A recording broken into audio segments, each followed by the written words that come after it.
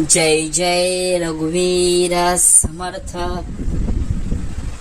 या जगामध्ये आपण ज्यावेळी राहत असतो, वावरत असतो, समाजामध्ये एकनिष्ठतेने आपण पुढे जात असतो, त्यावेळी फक्त एकच विचार करायचा आहे की पाण्यात राहून माशाशी वैर होऊन कसं चालेल, नाही राहू शकत.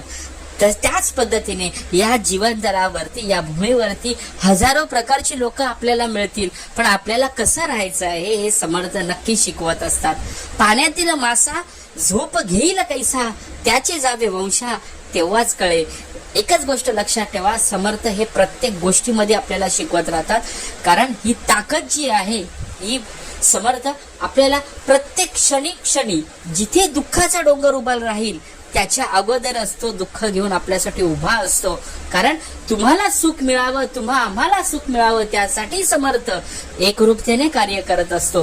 प्रसंग एवढाच आहे की जे काही आपण करतो, जगामध्ये जे करत असतो, फक्त ही जबान म्हणजे ही जीभ आहे, हे शब्द आहेत, याचा वापर जिथे पाहिजे तिथेच झाला पाहिजे. कारण तोंडातून निघालेला शब्द धनुष्यातून निघालेला बाण आणि घड्याळातून निघालेली वेळ ही कधीच पुन्हा येत नाही. त्यासाठी या शब्दाची पुण्याई ही शिल्लक साठवून ठेवावी लागते. एखाद्याला फटका मारला तर लगेच निघून जाईल, पण जर एखाद्याला शब्द लागला तर आयुष्याच्या शेवटच्या श्वासापर्यंत ते सगळं लक्षात ठेवत असतो.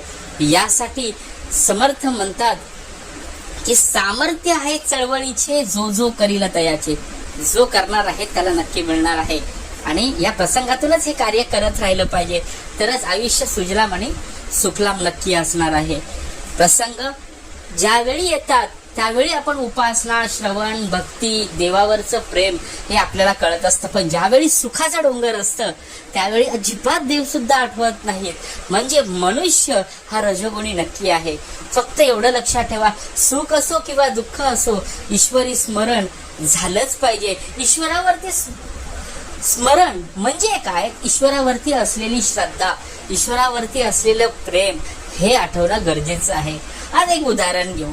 एक मुलगा मुलगी प्रेमामध्ये असले तर त्यांना किती आठवणी येत राहतात दिवसभरामध्ये.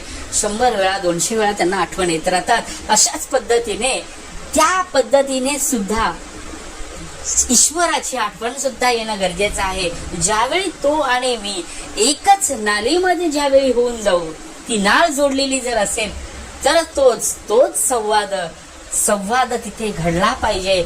आणि तोच मुख्य संवाद, मुख्य भक्तीचा निश्चय इथेच बोललेला असेल.